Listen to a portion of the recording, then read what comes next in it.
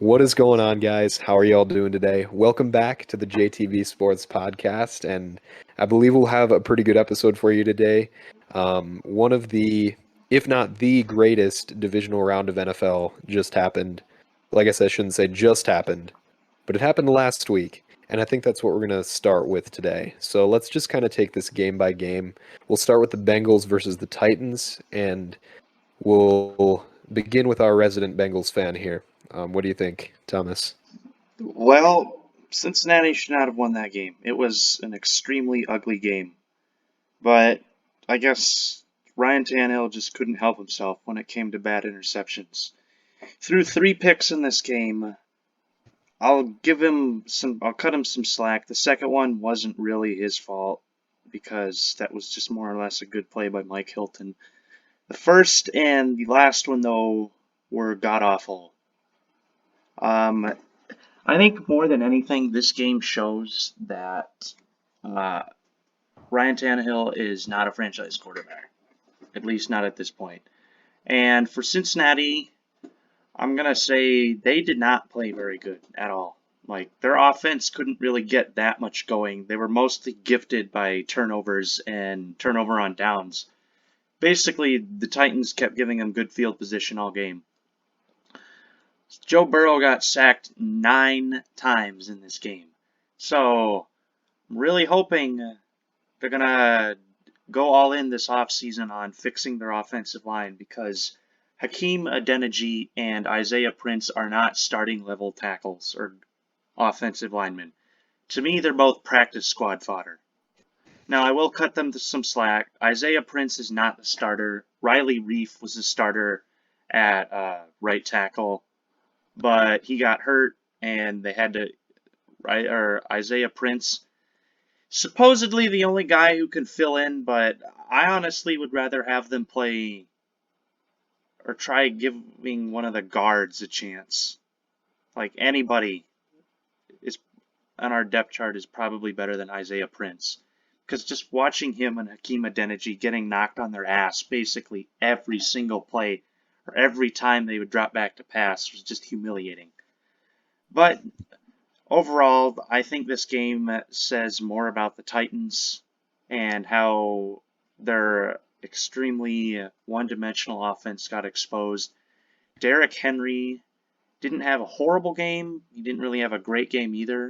It was 63 yards on 20 carries and a touchdown.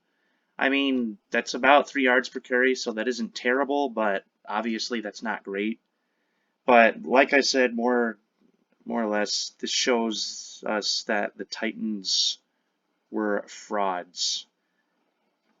And I know we're not to the 49ers Packers game yet, but I just like to talk about or I just want to throw it out there that both number one seeds lost this week. Both teams with the bye week lost. So I honestly wonder, I can't tell if the bye week or the bye week during the playoffs, the first round bye, is like support, like it helps, or is it a handicap? Because anymore, it seems like a handicap. How many number one seeds have we saw or have we seen go down in their first playoff game the past 15 years? It's unbelievable. It's unbelievable. We don't see this very often. Um, but yeah, I mean, real quick, I'm gonna try to wrap up all of my thoughts into one here. There's quite a bit to unpack with this game, and I guess I'll just start with the Bengals. I mean, yeah, like you say, is it not clear what their problem is? There seems to be one singular problem with the Bengals, and I'm gonna say there is more than one problem. Like, yeah, the some offensive defensive line is the issues. biggest problem. The secondary is not great because Cincinnati's Chidobe Awuzie and Mike Hilton are both great corners, and I think Jesse Bates and Von Bell are both pretty solid safeties. But you get past those two corners, and the rest of them suck. Like Eli Apple, Trey Flowers, and God, Trey Waynes are not very good options. I'm hoping we move on from all of them and maybe draft one or two. But Yeah, I'd I like just to wanted to say, personally. yeah, that the defense gives up a shit ton of pass yards almost every game, and I guarantee that's going to happen tomorrow because the time we're recording this, it's Saturday before the conference championships. Yes, and yeah, I'd like to personally apologize for Trey Wayne's to you. Yeah, why the hell? Um, You should have never cut him because then we would have never signed him. yeah, it's sucky, but yeah, I mean there are certainly issues on defense with the Bengals, but overall their performance against the Titans was very impressive defensively, I thought. I mean, anytime somebody can limit Derrick Henry to 3 yards per carry, that's a good job in my book. Um, but yeah, the offensive line is not good, and I don't know why it's taken this long for them to fix it. They're going to regret it when Burrow has a career-ending injury. God damn Um, it! Don't even say. I don't care if Cincinnati loses tomorrow. I really don't. Part of me wants them to, just because I'm like, I don't want to watch this team anymore. Causes too much stress and anxiety. Just lose already, so I don't have to be so stressed out. Um, but the only thing I don't want to happen, or there's two things I don't want to happen. I don't want to get shut out, which I mean against the Chiefs defense that would be hard to do. And I don't want Joe Burrow to get super hurt on a stupid play. yeah, If we go into yeah, this offseason without Joe Burrow like having a really bad injury, that's an improvement from last year. yeah. And all you wanted this year was a playoff win, right? So, Yeah, I mean, yeah, I could not have dreamed that Cincinnati would get to the AFC Championship. First yeah, time since the 1988 season when Boomer Esiason was their quarterback. I bet neither of wow. you guys even know who that is. I don't. Brett might. I don't know. Boomer? Yeah, I know Boomer Esiason. Avid Madden player over here. Do you know him from Madden? Not. I didn't play that old of Madden games, but I just know Boomer was the former Bengals quarterback because he's on the pregame stuff for football games. So Yeah, I was gonna say, don't they have like old teams in Madden? I thought they did. They used to. They don't anymore. Like the I don't. PS2 Yeah, ones that I play have old throwback teams, but Wait, they don't even have old teams anymore? They stripped that? no. Yeah. Golly. Madden's garbage anymore. Like that's it, why I always play Madden '07. Oh my gosh. Madden '05 is my favorite for Madden classic You know, Madden. 12. that was the first one I played. I guess we're just gonna go off on a little Madden segment here. Yeah, let's go Uh, ahead. that was the first one I'd ever played, I remember, and I hated it because kicking extra points or field goals made absolutely no sense in that game. Yeah. Like like you had to press this was before where you just flick the right stick. You had to press Mhm. X and then you had to press it at a certain time and then you had to press it a third time. And if you didn't get within a certain accuracy range, it would just go like in the stands. Like what the hell? How are you supposed to kick extra points in this game? So it'd What always the be like heck? 6-0 or 12-0, and I fucking hated that because I'd always miss extra points because I didn't know how kicking worked. It's like rocket science. Maybe it was trying to like simulate how difficult it actually is in real life or something like that. Possibly. I'm really happy I got the right stick flick because Yeah. that's what I'm Mhm. used to. But yeah, Yeah. I always played Madden 12 on the Wii. That game slapped. Oh, like those goofy graphics Oh for all the yeah. The cartoony players. graphics were terrible, but they had all these cool features and stuff that they no longer have. Of course So, not. That would Mm. require them to put effort into making yeah. the game instead of just copying and pasting like they do now. I like how Yeah. there's this YouTube channel I watch called Soft Drink TV where he talks about old Maddens and the downfall of Madden, and he makes videos and then there's like people who comment on his videos trashing him Oh because my he's saying God. how shit the new ones are. Like, They're dude. those are 12-year-olds. Those are I mean, 12-year-olds. probably like, how do you not? I just don't understand how people can't comprehend that the old ones just had more features and had more effort put into them than the ones do now. I just don't get how people don't understand that concept. There was a friend of ours, I'm not going to say any names, but we had like a little party back in August before we went back to school, and he was in that boat. He's like, "Why do you think that old ones are better than the new ones?" Like, Yeah, I know who I you're mean, talking about. the fact that they took out about 90 features from what we're at Madden 22, Madden 07 had 90 more features or Yeah, modes and whatnot than Madden 22 does. Yeah, Madden has a problem where they have features in one game, they remove them for a few Maddens, and then Yeah, the yeah. newest Then they Madden bring comes them out, back and say all new mode. Like, oh fuck you, you lazy yeah, shit. EA. We can all agree EA Sports is like one of the worst. Like EA Electronic Arts is just one of the worst video game publishers and developers. I agree. So And it's Uh, where this started was, excuse me, EA bought the exclusive rights to making NFL simulation games. Because back mhm, in the early 2000s, there was all kinds of different Madden yearly or football games. Madden wasn't the only one. Madden was the yeah, biggest, but you had ESPN 2K. 2K. Like there were was 2K there football 2K games. NFL?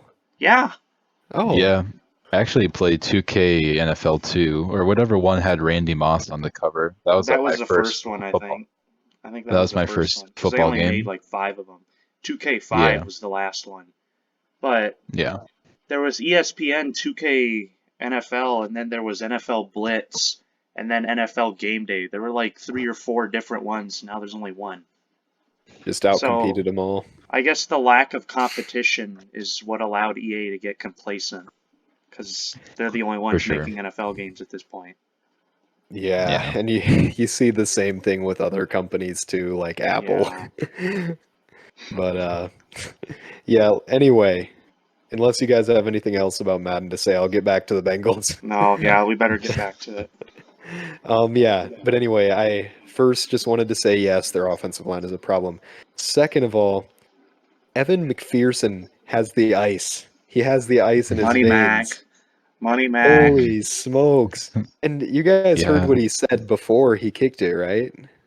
I can't remember. He He said said, "Well, looks like we're going to the AFC Championship." So, Yeah, I wish the Vikings could have as much luck with kickers. Like that. A rookie kicker who has just balls to go and win playoff games. So That was another draft pick, kind of like Jamar Chase that people questioned. It was like, you took a kicker in the draft? You took him in the 5th round? Nobody takes well, a look kicker until the now. 6th round. Well, I would like to remind those people that there was a team that took a kicker in the 2nd round once. That mhm. Yeah. failed miserably. His name was Roberto Aguayo, I think. Never Yeah. heard of The him. the Buccaneers drafted him in 2017 in the 2nd round, and he was so bad that he got cut in the preseason. That was a 2nd round pick too. Oh my gosh. God. Speaking of yeah, he was a second round pick by the Bucks, but it reminded me there's a punter that was drafted in the 3rd round of the 2012 draft, Brian Anger by the Oh, he's Jacksonville still in the league, Jaguars. isn't he? Yeah, he's still in the league. I Yeah. mean, if you can just punt with a lot of power and some accuracy, you could probably stick around. But it's still a 3rd round pick they spent on a punter, On a which is just punter. funny. I think Cincinnati actually needs a new punter now that I think about it because Kevin Huber has been ours since like 2011 or 2010, and he Yeah. sucks now. Like he can't punt more than 30, 40 yards. Yeah, And I when you're backed in noticed. your own end zone, 40 yards ain't gonna cut it. I Hmm. mean, he's older than Mhm. shit. He looks like a grandpa now. I think we need to get another punter at this point.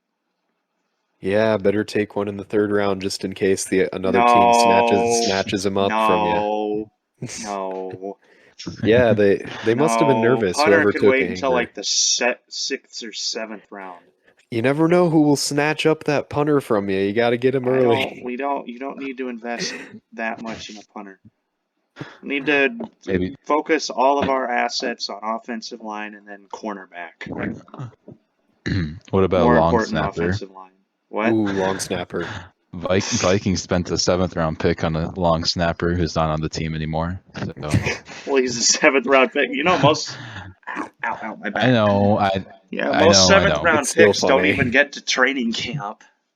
I know, but still, It's still why spend any draft capital on those positions? I Just like how Like, we talk about late round picks. 6th round pick is pretty garbage too. And Yeah. that's exactly why Yeah. both of Cincinnati's, the entire right side of Cincinnati's offensive line is either a 6th round pick or undrafted Oh my right now. gosh. Hakeem Adeniji was a 6th round pick last year who didn't even play because he was hurt.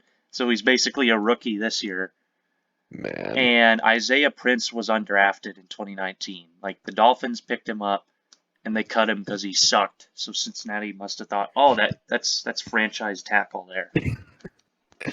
Cincinnati sees any O lineman enter into the like waiver wire free agency, and they're like, "Oh, that's our guy. And the That's our thing guy." is, Cincinnati drafted an offensive lineman in the 2nd round this past draft, Jackson Carman out of Clemson. And, obviously, you're right, because you've said that it takes a while to develop offensive linemen. But I counter with our offensive line, at least the right side of the offensive line, is so bad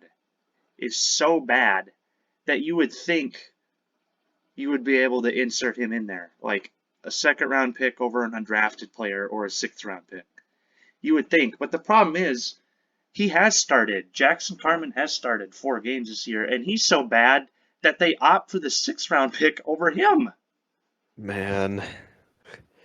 It's Yeah, just like and we can't get a hit on offensive line. I mean, granted, Jackson Carman they could have waited until the 3rd round to get him if they really wanted to, but yeah, and when it comes to Cincinnati's draft picks last year, in my opinion, they got very lucky with Jamar Chase. I still think it was a bad decision to take him, but they got lucky. yeah. I mean, if you want to see what I thought, then you could go look at my channel for our viewers, the 6 people Yeah. that are going to watch this.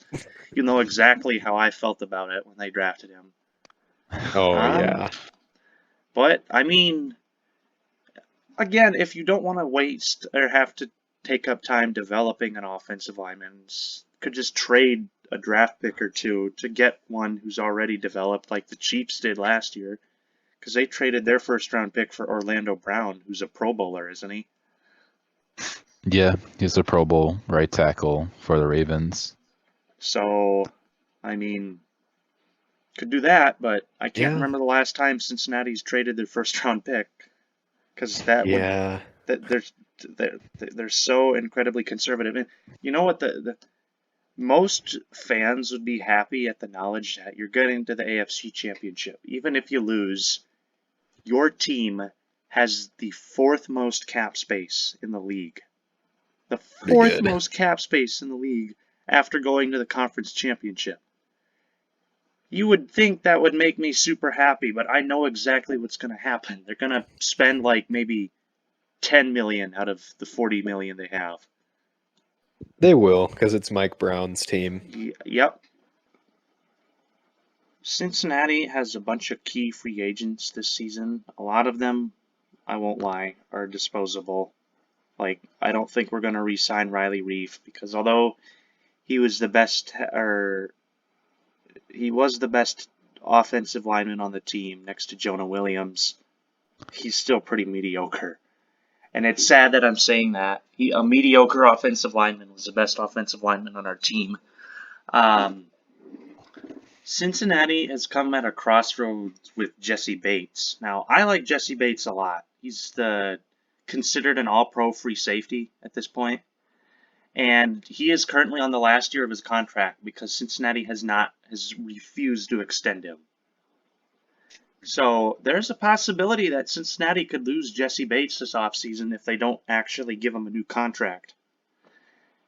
And that would just be the Mike Brown thing to do, to just completely lowball him and pretend like we can just replace him easily. Yeah. Looking at Spot Tracks, how they have market value for players, they project Jesse Bates' extension would be 5 years, $72 million. They compare it to deals that Jamal Adams, Justin Simmons, Eddie Jackson, and Kevin Byard got. Eddie Jackson sucks. Who the Yeah, fuck made up that deal? He got a 4-year, $58 million Eddie extension with the. Jackson sucked. I mean, maybe I'm wrong, but from what I saw last year, he was getting burned constantly. He was really good one year. I remember with the Bears, right? 2018, the year they went to the playoffs. Yeah, But he's just kind of but fallen off since then, from what I've same seen. with same with Adams. I don't know why the He's Seahawks full of traded. shit. I think that guy's full of shit. Like, I'm all pro safety. That's what he said in that his SNF intro, and then he dropped an easy interception in that same game. I think he's overrated as hell. Anyway, yeah, the Bengals will probably have to pony up about 15 mil of their cap space to extend Jesse Bates. So That's hopefully they fine do with it. me. That's fine with me. I want him. I still want to keep him on the team. Like, I Yeah. like most of our defensive starters. The only starters I'm not a fan of are Eli Apple, obviously. I don't like him. I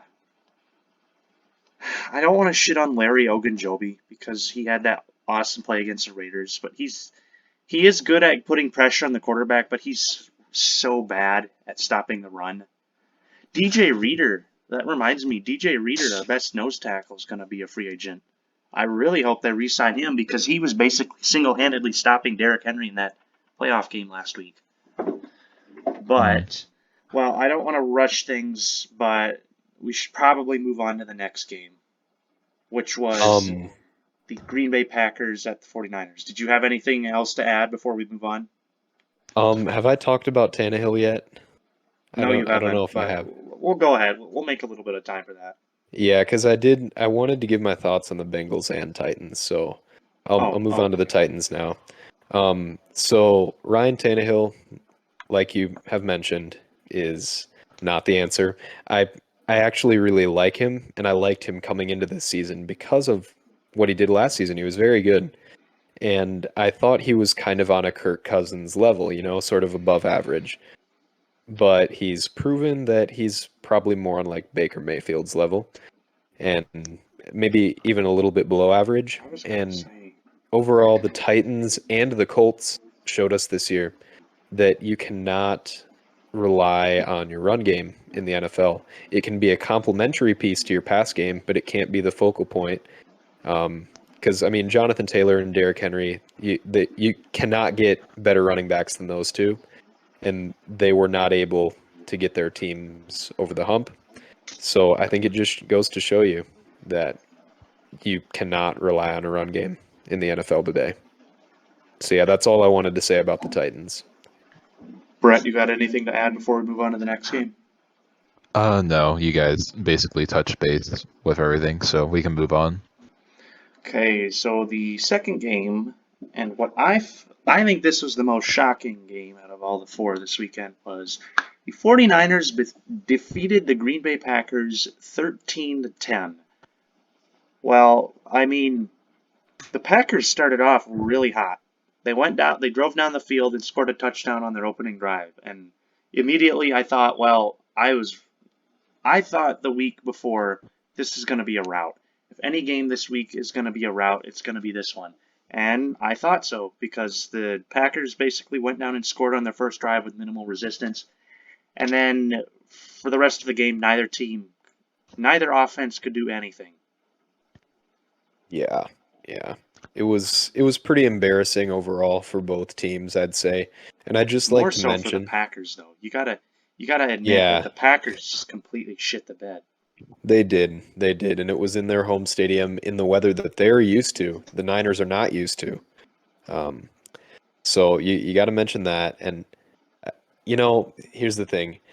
I was gonna say that I took a dub with my prediction that the Niners were good entering the playoffs, but I can't really take that W. The Niners have gotten lucky both games. They have. Would you guys say that the Niners have looked good in either of those wins? The well, Their defense and special their teams for defense sure. was fantastic against the Packers. True, Like, Yeah. true. I'll give him the that credit. Packers could not convert a third down if their lives depended on it. And Aaron Mhm. Rodgers was getting harassed all game long. I'm a little Yeah. surprised David Bakhtiari did not come back, considering It had been over a full year since he had suffered that injury. And considering they got a bye week 2, and this is the playoffs, this is do or die time, he still didn't play.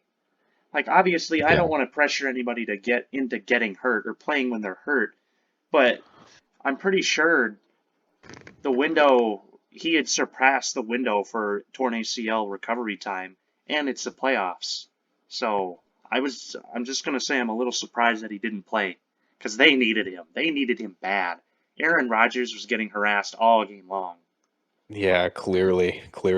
Yeah, and I will say props to their defense, but I mean, San Fran has not overly impressed me in either win.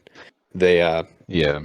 and I mean also give credit to the special teams for that blocked punt touchdown, but any time that you pretty much win on a blocked punt touchdown, That was their only that's touchdown of the game. Yeah, that's their only touchdown of the game. like as much as I have to give props to the special teams for doing that, that's kind of lucky, is it not? It's more when it comes to the special teams on this game, it was more or less because Green Bay had a shitty special teams the entire year.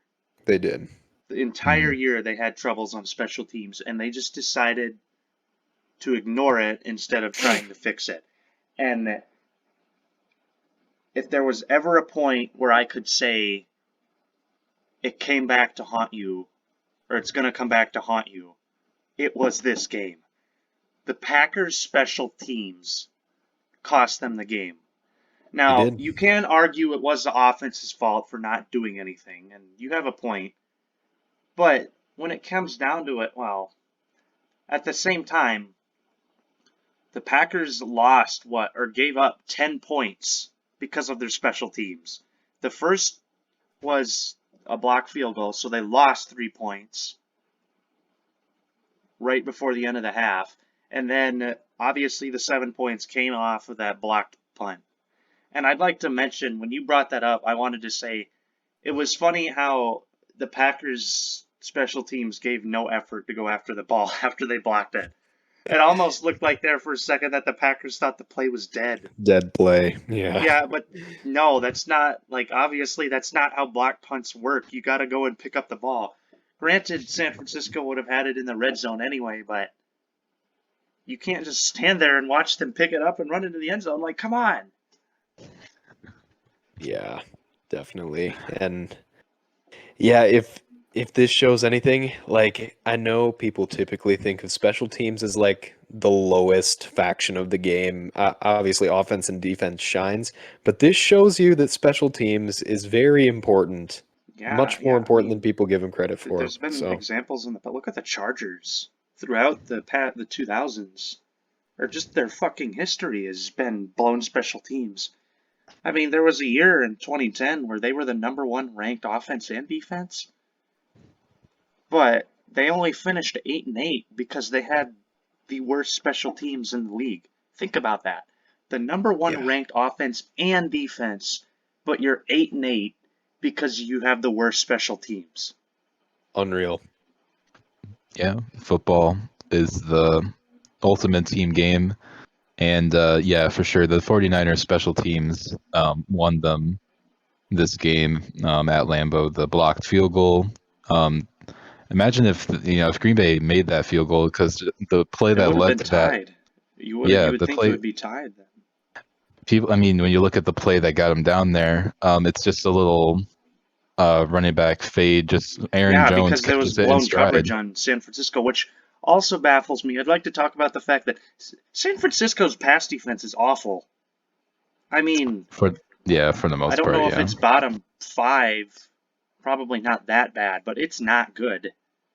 And the fact that the passing game really wasn't a factor, like Aaron Rodgers just kind of shit the bed. Obviously, he didn't play the worst in the world, but certainly not what we're accustomed to seeing. Yeah, Yeah. Um, yeah, the Niners defense is all in their front seven with their linebackers and their defensive line. And they got like serviceable safeties and corners, but they're not high end talent. Um, but yeah, as we talk about this game, it's also the biggest takeaway from the game is that it's the end of an era in Green Bay, more than likely, that this was Aaron Rodgers' last game as a Green Bay Packer. More than likely, Devontae Adams' last game as a Green Bay Packer. And they have a lot of free agents more than just Adams. I mean, Rodgers still has a Alan year on his Lazard, contract. But Robert yeah, Tunyon. all the receivers, their top tight end Tunyon, some of their key contributors on defense like Devondre Campbell, Chris Barnes, maybe a few others like I can't think of them, but Was Darius for Smith one of those? yeah, Darius Smith I think is one of them, one of their top linebacker edge rushers. Um, basically, they're fucked if they lose all those people, especially Devontae, and if they have to trade Aaron, they'll usher into the Jordan Love era, and Which that's a steep hill to climb, if you ask me. yeah, Yeah. yeah. So while we're on that topic of that, as me and Jay as Vikings fans, hopefully the Vikings can run the North for the next few years. Hopefully, be a playoff team, and because like they can't get much easier than Jordan Love, Justin Fields, and Jared Goff 2 times a year. So you got to take advantage of this division. It's going to be the weakest it's ever been in a while, ever since probably Rodgers' injury when the Vikings went 13-3. So I'm rooting for the Lions. I want to see the Lions win the division because that would just be amazing. that'd be funny. That'd be You funny. know, Yeah. if the Vikings don't, I'd be okay with the Lions. If the Vikings don't, that's the only team I'm good with winning it. Yeah. So yeah. And I guess what I'll say about the Vikings real quick is it kind of depends on what happens here, first of all. Like, there are obviously rumors about what we're going to do at quarterback here. We might trade Cousins to the Browns, for instance, for Mayfield and a few draft picks. And I feel like with Mayfield, we still should be winning the North with how weak it's going to be, but you never know. And then there's also the fact that this is the Minnesota Vikings we're talking about. And need I say more? No, you don't. No, you don't need to Yeah. say anymore. I mean, Um, it does matter on who they hire for head coach, who their new GM brings in to make these decisions. But I will say there's like I'll go that there's probably like a 75% chance that Cousins is still our quarterback next year. Maybe they'll maybe extend them a year because I don't know if anyone realistically wants to trade for Cousins. And then you just kind of hope you build through the draft you build on the defensive side because that's where our struggles are. You add some pieces maybe in free agency and you try to see what you can do. But I think next draft is when you'd probably want to draft your quarterback of the future because it's not Cousins and it's not Kellen Mond probably. So Yeah, at yeah, least from what I've heard from Mike Zimmer's staff anyway, which he and I don't know how many of the coaches on Zimmer's staff are gone. Was it only Zimmer that left I or got mean, fired? I mean Zimmer's fired, but I mean Well, yeah. when the Who new else though? coach when we hire a new coach, we're probably cleaning house for the most part. There'll probably be some assistants that stay, like our defensive line coach Andre Patterson. He's been with the Vikings for like 20 years. He's a really good coach. But like our Zimmer was our defensive coordinator, so and then I doubt we bring back Clint Kubiak as offensive coordinator because our new coach will probably want to bring in his own guys. So yeah, Sure. Yeah, so I um, guess in that case, I'm guessing the new staff will probably try to give Mond a chance, or they'll view him in a different light than Zimmer's staff did. So yeah, to be determined on him, but I would say more than likely Mond is not the guy, like you say. But yeah, yeah, I mean, I am hopeful for the Vikings because when you think about it, next year they should be a top four seed in the playoffs. They should have a home playoff game. That's how that works, right? and yeah, but yeah. Okay. I want to add. I understand where you're coming from, but I wouldn't be that surprised if they don't win the division, not because they're not good enough to beat their weak division. It's the fact that when you get a new coach and a new GM, you're basically starting over. So there might be a little bit of a rebuilding aspect. Now, granted, they could be rebuilding and still win the division, just because, like you said, it's not very good. But I would just take it slow, because usually when you got a new coach, you got to basically start over again. It doesn't really Yeah. work out to where you hire a new coach and then you immediately go to the playoffs. That doesn't really happen that often. And even when it does, it usually means that you got lucky or something worked that first year, but then teams exposed it thereafter. And I'm saying that because look at Matt Nagy. He went 12-4 in his first season with the Bears. And you thought, well, this team has a bright future. But they completely fell off after that. They Yeah. did. There's more Yeah. examples. I just can't think of them at this second. Yeah. Yeah, But, I get what you're saying. Absolutely. Sorry, Brett. I'll I was be just gonna quick. say. Okay. Yeah, you're good. But yeah, obviously, like with me and Brett being Vikings fans, we both like. There's not going to be. We're not like Cowboys fans where we think we're going to the Super Bowl every year whenever something good happens. When you beat up a We've- bunch of weak opponents. Yeah, we have been through enough as Vikings fans to not get too terribly hopeful, but there is reason to be hopeful going into next season, I would say. Yeah, I agree. Like I Yeah. said, I'm just saying you probably still will win the division. Just there is going to be a rebuilding aspect to it, just because it's a new coach. And see, Sure. I just want to bring up Zach Taylor, Bengals coach. I didn't hate him as much. I didn't hate him the first 2 years, despite going 6-25-1. Yes, he went 2-14 in his first season as a coach. Tying Cincinnati's all-time worst record, or regular season record. But I understood it because, first of all, he had never been a head coach. At least I don't think he had. So he had to learn how to become one. And he had, like, the least talented players to work with. Like Andy Dalton, Giovanni Bernard. Like, they're not terrible, but they basically had no really good standout players on that team. So he had nothing to work with.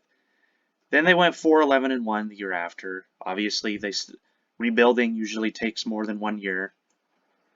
When I didn't actually. It's ironic because I didn't start actually disliking him until this year, because this year everybody was like saying, "Oh, they'll go 6-11." Like, no. Part of me thought this is usually the time in a rebuilding process where you make that jump to like postseason or almost postseason. My example is the Cardinals. Cardinals hired Cliff Kingsbury. They had 5 wins in their first year. They had 8 wins in their second year, and they made the playoffs in their third year. So kind of the same with Cincinnati. It's just the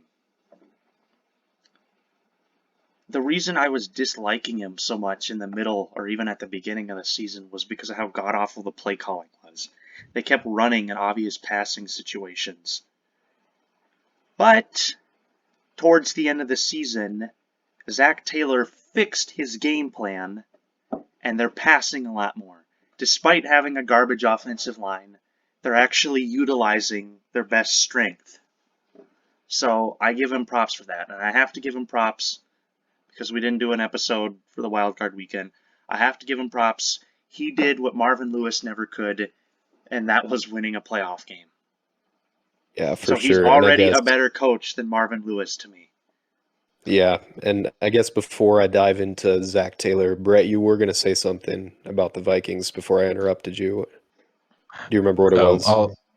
All I was going to say is that maybe later in the episode we can talk about the Vikings more and like their head coaching search and who they've interviewed and stuff like that. Oh, and sure. that I have nothing else to add about the Niners-Packers game. So Okay, yeah, I just wanted to make sure I didn't just completely leave you no, out to dry there. You're good. But yeah, You're Zach good. Taylor, I think is a legitimate. He's one of the top candidates for Coach of the Year. I'd say I he think he should win has it. to win it now, just because Mike Vrabel was up for it before, but see, Zach Taylor beat Mike Vrabel in a game. Mike Vrabel's Yeah, team true. kind of got exposed, so now I say that maybe Zach Taylor's team will get exposed tomorrow. I mean, I So think I don't even if know. they do, they still made it. Like Further this than is the not a Titans. team. This is not a team anybody expected to make the AFC Championship. I think he's already earned it, no matter what happens. Okay, It's my opinion. Yeah. fair. But All yeah, right. I Do we? I don't think did we finish talking about the Packers and Niners or No, god damn, this episode is going to be like 2.5 hours long. there's a lot to talk about I this know, in I the know. This is why NFL. we shouldn't have skipped Wild Card weekend. Yeah. Oh But I well. guess let's finish up the Green Bay Pack. I don't want to Yeah, like, yeah. I'd speed like to through anything. mention if any of our 6 viewers likes to watch other sports YouTubers, like it's probably shouldn't even call us that because of how little we are, but there is a Packers fan named Tom Grossi who is pretty big on YouTube, and I just like to poke fun at his stream where he was streaming the Packers game live. The best part of it was when they lost at the end. Was he acted like a sad little boy. He acted exactly like a sad little boy would when they lost. He's like, Packers lose. And then he put his hands in his face. I'm like, oh my god, this is great. I mean, obviously I don't want to see him suffer, but Packers had that coming. We have to Yeah. take a moment to realize the Packers had that coming. They had Yeah. blown how many Aaron Rodgers and the Packers had blown how many NFC championships or how many opportunities over the past decade or so. They had this coming to them. They absolutely did. And I I'd just like to take a quick moment to gloat. Before the playoffs began, I made a bold claim. I said the Green Bay Packers are not a Super Bowl contender, which was a ridiculous claim at the time. I understand. They were the number one seed. But what do? They lose in the first game. So And real score 10 quick, points. I I, I think I just needed to say that because I did take a major L on the Seahawks win in the division prediction. So just got to throw that out there. But yeah, it warms my heart to see Aaron Rodgers fail over and over and over again after his one Super And Bowl he that he might have won. failed for the last time. Yeah, yeah, for sure. And it's also really funny that the Niners have, I think they've beaten him 4 times in the playoffs now since the Super Yep, Bowl. yep. See, Yeah. it's funny because going back to the history of the NFL playoffs, those two have always had a back and forth rivalry. Like back in the days of Brett Favre and you guys probably don't know who this is, but Steve Young or Jeff Garcia, 49ers quarterbacks. I know who they are. Cool man, Brett. Uh, No Steve Young, but not the other one. uh, Back in the 90s, these two had a bitter rivalry, the 49ers and the Packers. The Packers would always beat them, no matter what. I mean, every single year they would meet. If they met in the playoffs, the Packers would beat them.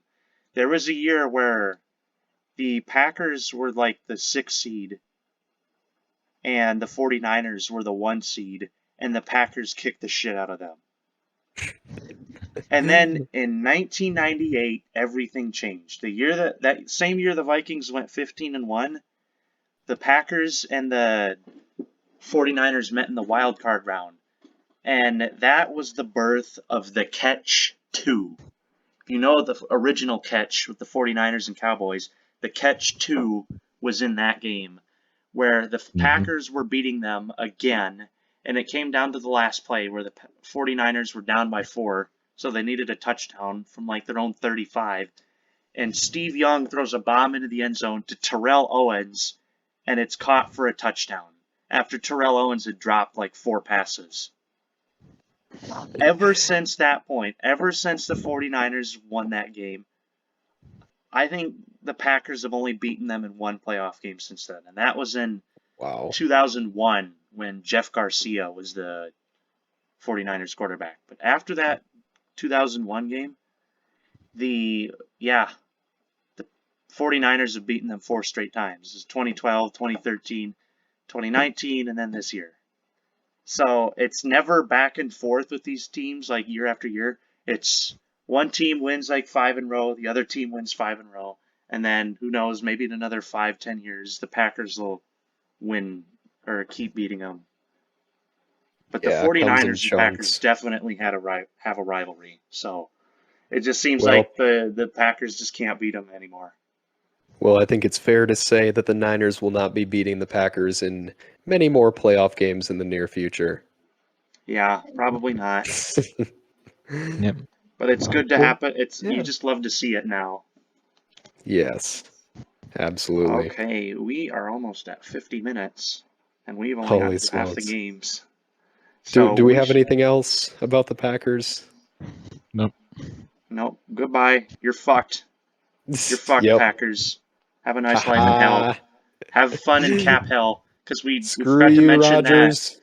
with all of these free agents leaving, the Packers are also 45 million in the hole in cap space, so they can't re-sign shit. They are going to be a rebuilding team for many years to come. The Packers have usually been one of those teams that are almost always good, except for the 1980s, where they only had one winning season in that whole decade. Well, Packers fans, I hope you're ready to go back to the 80s, because your team is going to suck for a while. Did Hmm. you did you guys see Tom Grassi's like a Packers fan reacts to the season video? Yeah, yeah. That was pretty good. At the very end he goes, "I don't want to be the Lions. I don't want to." That's what they're going to be. So, Um, all right, moving on. We got the third and probably I'm going to go ahead and say this is the strangest playoff game out of the ones this weekend. that's saying Was the something. Rams at the Buccaneers. Rams jumped out to a 27-3 lead, just kicking the shit out of the Bucks. And then they just quite literally tried to get the Bucks back into the game, and they did. They were like, "Here, Bucks, we don't want to win the game. We'll just give you fumble after fumble after fumble after fumble." Yeah, So it ended up coming down to the very last play when it never should have been that close. definitely. Definitely. I actually stopped watching because it was that much of a blowout.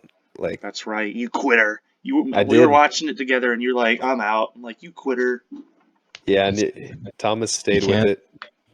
you can't count out Tom Brady, Jay. No, You just can't. even Yeah. even if you see, even when he's not playing, even when the offense isn't on the field, he wills his defense to force fumbles. That's Yes, what it's makes like him a so good. Exactly. Is all Yeah. these years he just wills his team to get magical turnovers, or he wills the other team to make a stupid play. Tom Brady That's performing why. some Harry Potter spells on the other team. You Yeah, want to lose That's the why. He's, game. You want us to win. that's basically. why. That's why he's the goat. Absolutely. But yeah, all over Twitter, you'd see Tom Brady came back again. No, he didn't. No, he No, well, didn't. I mean, he did get them back into the game, but they did not win. They came up short. No, and here's what I'm saying. Tom Brady did not come back. The Rams wanted him Oh, to come I see what you're back. saying. Yeah, because they just kept fumbling the ball over and over and over again. Hmm. And there were multiple points in this game where you thought, okay, now it's over. Okay, now it's over. Okay, now it's over. Because the thing was, Tampa Bay could have won if they actually executed on all of their drives. Because the thing that most people forget was there were like 2 or 3 fourth downs that the Bucks did not convert. Yeah. They just straight Yeah. up failed. But because the Rams could not get out of their own way, they kept staying in the game, or they were able to stay in the game. Because I remember Yes. there being like 2 fourth downs when they were in Rams territory and they failed. So they basically got no points out of the drive. But because the Rams couldn't hold on to the ball, it allowed them to stay in the game. Yeah, I think what you just said puts into perspective how much the Rams were throwing this game. Let's just think about this. So, this comeback that the Bucks underwent is a huge comeback. You never expect this comeback to occur. If it does, you have to assume that the offense that made the comeback pretty much converted everything. They did everything. They just had a That you great have to, and when performance. you're down by that many points, you have to do everything right. You don't have any But, more chances to waste. You have to do everything right. yep, But, I'm sure this is what you were thinking was literally all the Rams have to do is hold on to the ball. They could go 3-and-out on every drive. They could even do that because that wastes like at least a minute and a half off the game clock. But they couldn't even do that right. couldn't. It was unbelievable. It was like the Bucks offense was still bad in the second half. I think it's fair to say. They were handed so many opportunities that they didn't convert. They still came back. That is how terrible the Rams were in the second half. Let's just to put it into perspective. All right, I'll shut up now if Brett wants to say anything. Um, yeah, this game was one of the most weird playoff games because the Rams were just giving opportunity after opportunity to the Bucks, and the fact that it came down to the play itself was pretty amazing. The Matthew Stafford throw way downfield to Cooper Kupp to set him up for the game-winning field goal. Like Tom said, it shouldn't have even been that close. Had the Rams just Absolutely not. held up on defense more and also just held on to the ball, like losing like 3 second half fumbles. Just abysmal Awful, football yeah. security. And But you it wonder if was that's going to come back to haunt them later. it might, yeah, against against a really great 49ers defense, it might. So yeah, I have nothing really else to add. What you've guys already discussed, so we can move on if you guys want to. I would just like to say how, you play like this, you play with fire, you're eventually going to get burned. Look at the Seahawks last year, where they kept winning games that should not have been anywhere near as close as they were. And I give credit, the Rams did dominate the Cardinals in the first round. Yes. But you wonder, is this going to come back to haunt them? Because they play the 49ers this week. They're kryptonite, basically. Yeah. And they were beating back in week 18, the final week of the regular season. They had a 17-point lead against them. And they blew it. And they blew it. They completely choked that lead away. And you wonder if something like that's going to happen again this week. Or, yeah. Yeah. I just need to take a moment to appreciate the fact that the 49ers are in the NFC Championship The game with the Rams. six-seeded 49ers. The I team that saw them almost beating the didn't make it. Cowboys, but had no fucking. I was like the one guy who was like, no, the 49ers stand no chance against the Packers. They're going to get routed. We're going to have the Packers host the NFC Championship for the second year in a row. Yep. It's just unreal. And now they play the team that they probably can beat in the Rams.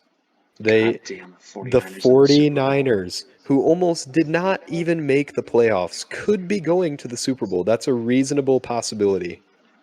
Unbelievable. It's unreal.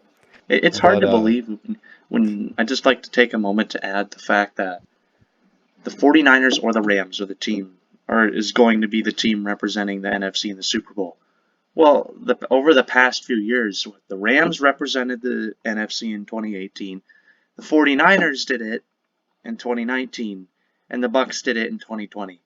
So we're going to have another team who was in the Super Bowl just a couple years ago from the NFC. Mm-hmm. Yeah, 100%. And I guess one more thing. We can't just go over the Bucks game without talking about Tom Brady and the news today. Yeah, the fact that supposedly Tom Brady was finally going to retire. And then we found out that was false because ESPN does not know how to do anything right. See, I think he still is, but it That seems is a like they good had a chance. premature report about it. Yeah, that's what I Watch. think. This will motivate him to come back for 1 year. Just said, oh, you think I'm gonna retire? Well, fuck you. I'm playing another year, bitch. Yeah, that would be pretty funny. But I mean, we can get into the Brady GOAT debate later on too, but I mean, I think it's pretty set in stone that he's the greatest quarterback of all time. With his 7th Super Bowl wins, 10 Super Bowl appearances, multiple time league MVP, holds multiple passing records at quarterback. I think the undisputed GOAT. So Yeah, I it's agree. quite And possible. There is a possibility he might be the GOAT. Just a possibility. yeah. And so I guess what I'll say, if he does retire, which it seems like he's going to, but he might not, I'll leave the possibility open. If he retires, I just need to make a quick Tom Brady appreciation speech. I haven't always been a Tom Brady fan. When he was with the Patriots, I got very fatigued of seeing him win, which is a dumb reason to not like him. I understand, but it's why I didn't I like him. feel you. I feel you. Yeah, Everybody gets tired of seeing one team win. I mean, I'd just yeah, like to take a moment to say that I'm already getting tired of the Chiefs at this point because if they go to the Super me too. Bowl again, that'll be their third straight year representing the AFC in the Super Bowl. I'm like, this is just the Patriots 2.0. Granted, they're Yeah. not as hateable as the Patriots, but yeah, continue. yeah. But yeah, Tom Brady, the sheer amount of rings, let me just start with that, is unbelievable. The amount of times he won it with the Patriots alone was enough to make him the GOAT. But then at age 43, 44, this man decides, you know what? I think I'm just going to retire to Florida. So he does. He gets bored, thinks, wonder what team plays here. I might just go win them a ring real quick. And he does it Hmm. at age 40, 43 at the time, I believe. If only you did Um, it in Jacksonville. oh my gosh, yes. That would have been amazing. Um, yeah, he could have chosen either. He went with Tampa. Um, but he's won rings with multiple teams now. He can add that to his resume. He's the second leading candidate for MVP this year at age 44. He's all pro quarterback this year, Pro Bowler. It's just unbelievable. Like I cannot hate this guy. I can't. He's unreal. GOAT, absolutely. So yeah, that's all. I All right, now that we're done with our Tom Brady praise, do we have anything else to add to this game? think I'm good. I do not. We can move on to the All Bills Chiefs. right. We have the last game of the weekend, which was I said the last game was the craziest, but I was hesitant because I couldn't tell maybe if this one was instead. The Bills or the Chiefs defeated the Bills 42-36 in overtime in an absolute shootout back and forth game. Will definitely be considered an instant classic among the NFL playoffs for years to come. Yes, For absolutely. sure. And what's amazing, so we have talked about each of these games for probably 20 minutes plus, maybe even more than that. Um, every single one of them, in my opinion, has been a classic or at least had an iconic moment in it. Yeah, This one all of takes them the came down to cake. the wire. Yeah. I think out of all four, though, this one does take the cake, though. So, um, that really tells you how amazing of a game it was. First of all, I'd like to express my sympathies for Josh Allen. He played outstanding. His defense could not have thrown the game any harder. Number one defense in the league, my Show, ass. yeah, Um, bullshit. unbelievable. He played so incredibly well. He did everything he needed to do. He had like Everything he 300 could. plus yards. Yeah, 4 touchdowns.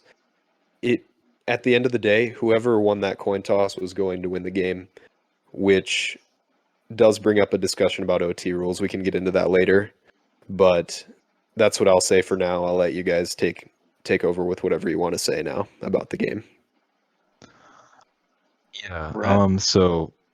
Yeah, I'll go first. This game is a instant all-time classic.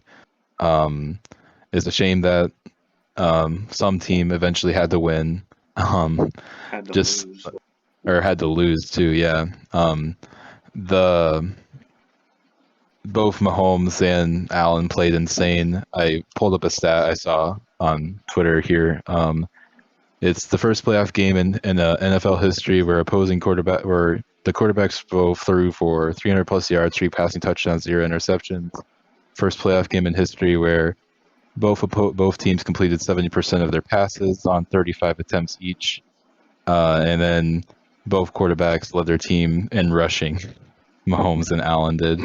So it's like also not just one of the greatest divisional games ever. It's like one of the best quarterback duel games ever. Now, And I'd like to add quick, is that on them, or is that just showing us how awful their run games are?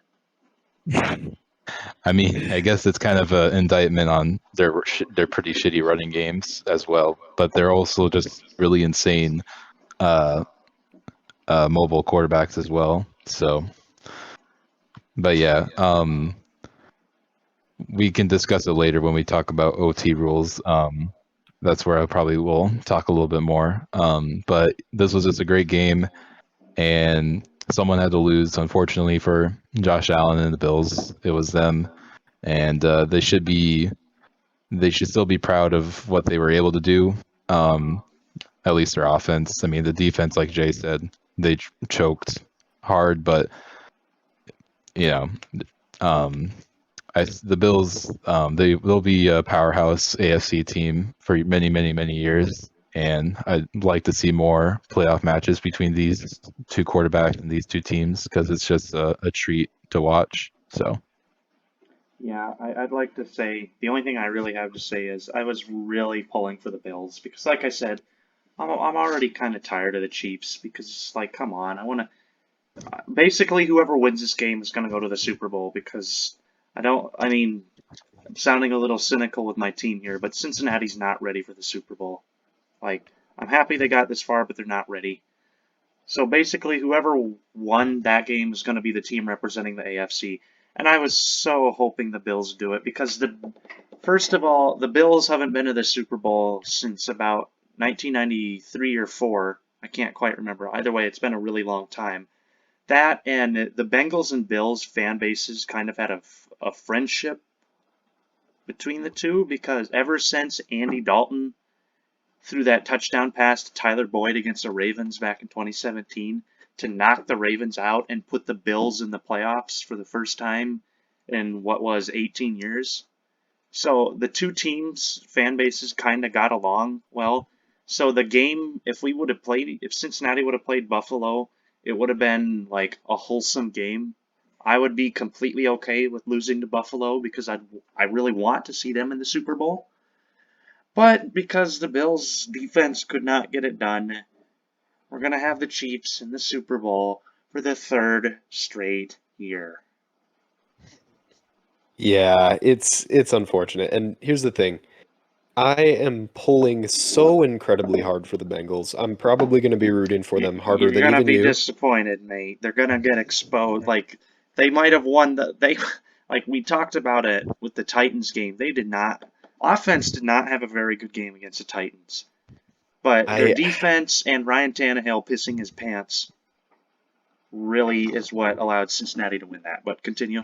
Yeah, and here's the thing. Burrow and Chase have to be licking their chops seeing what the Bills just did to the Kansas City defense. That's true. So there's that to be hopeful about. And what I will say is like obviously the Bengals are not a team that expected to be winning a title this year. So like you Yeah. know, like your expectations are not that they're going to win the title. No, I don't think anybody's are. And you're absolutely right. Because of that, they are not really ready for it. So if they do win the Super Bowl, it'll just be kind of like, oh, we won the Super Bowl. All right, cool. That sort of thing. Whereas with the Yeah. Chiefs, it's like, we got to win the Super Bowl. Or with the Bills, it's like, we got to win the Super Bowl. Those are teams that we're expected to. Or like, Yeah. you know what I'm Well, trying to say. The Packers are probably the biggest team out of all the teams in the league. We're like, we have to win the Super Bowl this year, The and Packers too. that did Yeah. not work out so oh yeah, well. No. oh yeah, and now they're fucked, like we discussed. So, Yeah. Bye bye, Packers. Nobody other than Packers fans are going to miss you.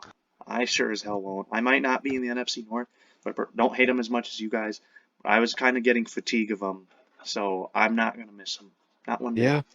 Absolutely. And I guess all I'll say, the last thing I have to say about the Bills Chiefs game is I at the start of this, I made it seem like I was only, just feeling for the Bills, like, oh, they should have won. Josh Allen did everything he had to. Yeah, I got to give props to the Chiefs, man. I mean, they played an outstanding game besides their defense. Both teams played very similar in this game. Their offenses were prolific with bad defensive play, and the Chiefs won on a coin flip. So I guess with that, if you guys want to transition into OT rules, we could. Yeah,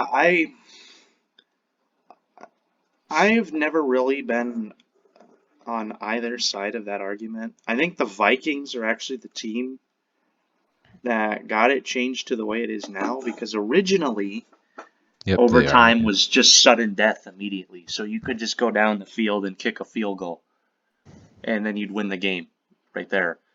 Even But dumber. in defense of that, that was because back then, even in 2009, defenses were a hell of a lot better than they are now.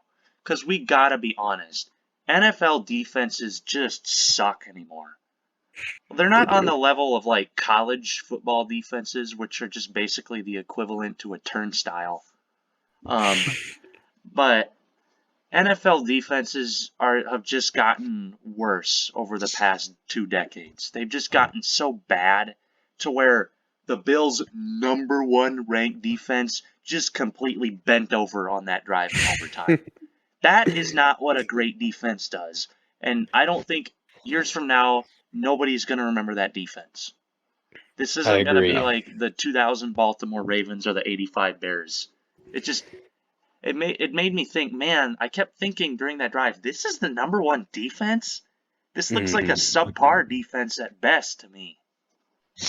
On that note, Yeah. Thomas, before we continue with OT rules, the Bills gave up 45 yards and In a field goal 13 seconds. in And people 10. argue that's right, 10 seconds. Yeah, But people argue they should have squib kicked it. No, they shouldn't have. I mean, that's like a damned if you do, damned if you don't. Because if you squib kick it, squib kicking, the only reason squib kicks exist is to prevent teams from getting a kickoff return touchdown. Because if you squib kick it, basically the coverage team has already surrounded him.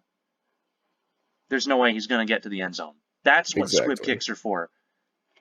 Squib kicking to prevent a field goal would be a horrible idea because when you squib kick, you're basically sacrificing 25 yards Yardage, just yeah, so they don't get in the end zone.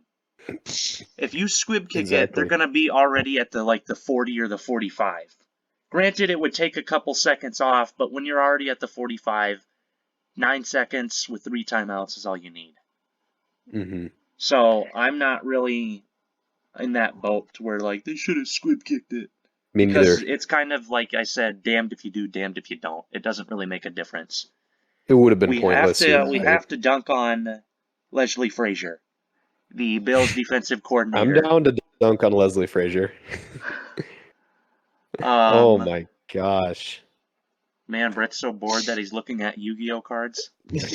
Yeah. Um, Uh, Leslie Frazier had god awful defensive scheming on that last drive because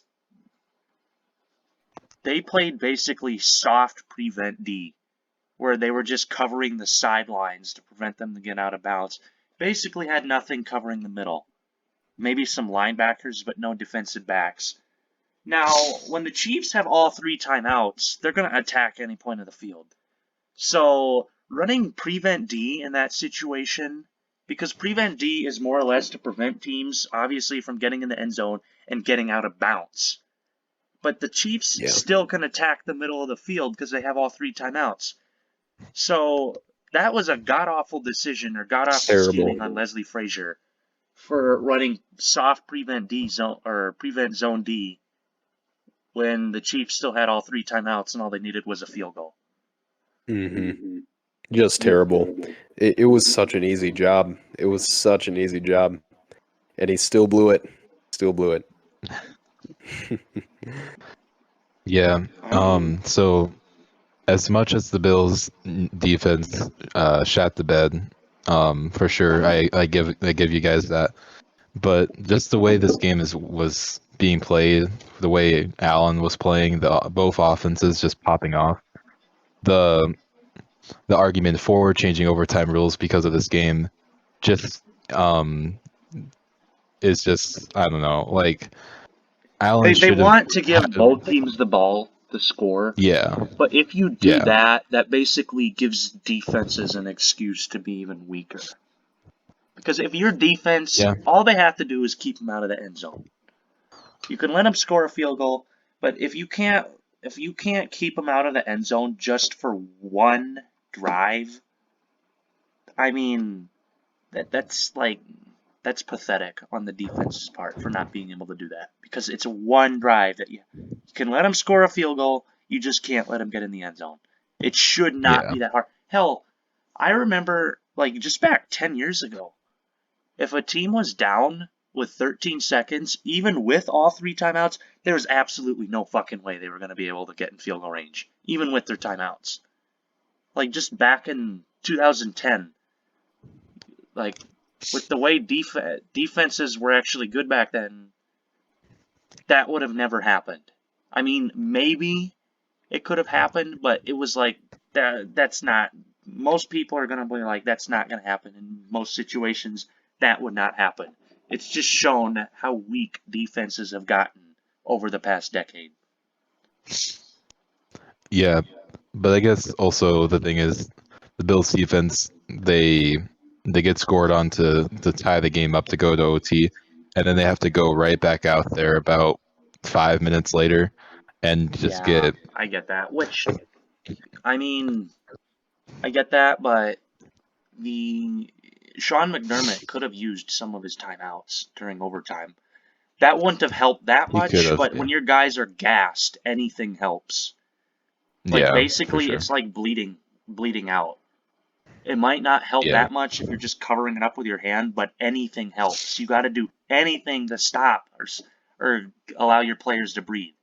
And it's kind of funny because Andy Reid was the one who originally complained about these overtime rules back when they lost to the Patriots in the 2018 AFC Championship. And the funny thing was, same exact situation, Andy Reid did not use any of his timeouts in overtime. yeah, Hmm. that's true. I think that one was actually more painful because the Chiefs defense held them to like 2 or 3 straight third and longs, and they gave up all three of them. Oh yeah. Like, yeah, but you can hold on to those timeouts in the off season, Andy. Oh wait. Oh yeah. So yeah, I'll give my take real quick. So, the argument I hear is, well, it doesn't really matter. Whoever gets the ball, it's the offense versus the defense. I think if the defense loses, then yeah, that makes sense. Like the offense won their team the game. Well, why is it that if the defense stops the offense, that their team doesn't win the game then? Like if the offense wins, their team wins. If the defense wins, their offense then has to go and win it. You know what I mean? That's fair. Yeah. So Yeah, I think what would be good is if the Bills were given an opportunity to score, but it had to be a touchdown, obviously. Like they can't score a field goal. They got to score a touchdown. If they don't, then they lose, right? They got yeah, to match what the Chiefs offense did.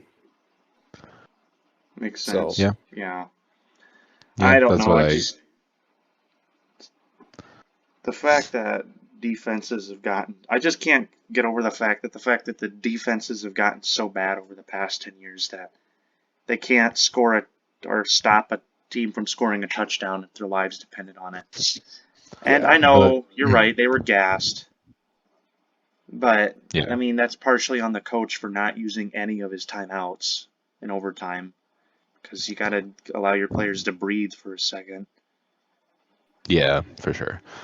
I guess also to be fair, we're living in an era where it's just there's so many superstar quarterbacks and it's a quarterback league, and especially after the Aaron Rodgers broke his collarbone against the Vikings, they implemented new rules to protect the quarterback, so you get all these really BS roughing the passer calls because the league is trying to protect the quarterback. So and obviously it helps to have a superstar quarterback already, so like Mahomes and Allen they're being helped out as much as they can with the rules that protect quarterbacks. They're just superstar quarterbacks themselves. And, you could, I mean, the Bills, yeah, they had the number one ranked defense, but they're still going up against Patrick Mahomes, and he's just an insanely talented quarterback. So, I don't know. Defenses See, have gotten weaker, but the quarterbacks have also just gotten better. Like, I believe Mahomes, Allen, Burrow, whoever else you want to throw in there, yeah. whoever else you want to throw in there, I mean, no one will top Brady, but I believe those quarterbacks, Mahomes and Allen, will be better than the Peytons and Drew Breeses and Big Ben, Philip Rivers, whatever of the past generation. And these quarterbacks are going to be better than those quarterbacks. So I was gonna say back then. Yeah, I know I sound like an old man.